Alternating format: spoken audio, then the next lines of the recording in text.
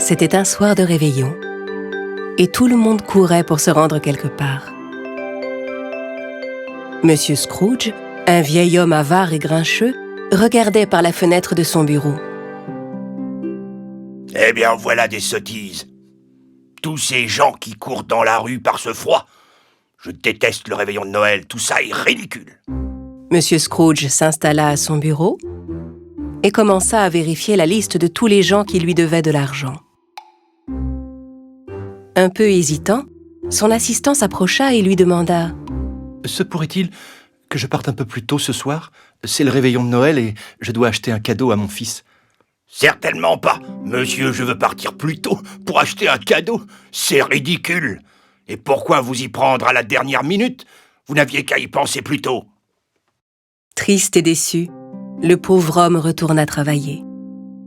À cet instant, on entendit frapper à la porte. Aussi grincheux que son maître, le chien du vieil homme se mit à aboyer. L'assistant alla ouvrir. C'était le jeune neveu de Scrooge qui lui rendait visite. Il venait l'inviter à venir partager le dîner du réveillon. Mais comme Monsieur Scrooge n'aimait pas les réveillons et trouvait que ces fêtes n'étaient que des sottises, il déclina l'invitation. Quand le neveu fut parti, on frappa de nouveau à la porte. « Quoi encore? Laissez-moi tranquille, j'ai du travail. » Cette fois, 2 hommes entrèrent et demandèrent au vieil homme s'il accepterait de donner un peu d'argent pour les orphelins. Mais M. Scrooge refusa de donner le moindre sou. « Allez-vous-en, laissez-moi. Allez voir quelqu'un d'autre. Je n'ai pas d'argent à jeter par les fenêtres. » Triste et déçu, les 2 hommes s'en allèrent.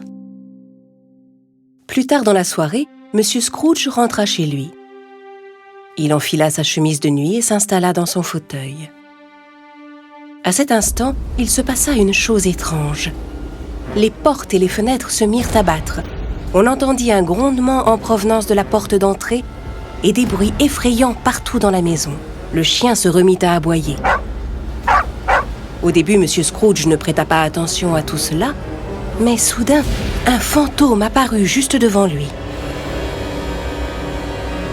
De toute sa vie, jamais le vieil homme n'avait eu aussi peur.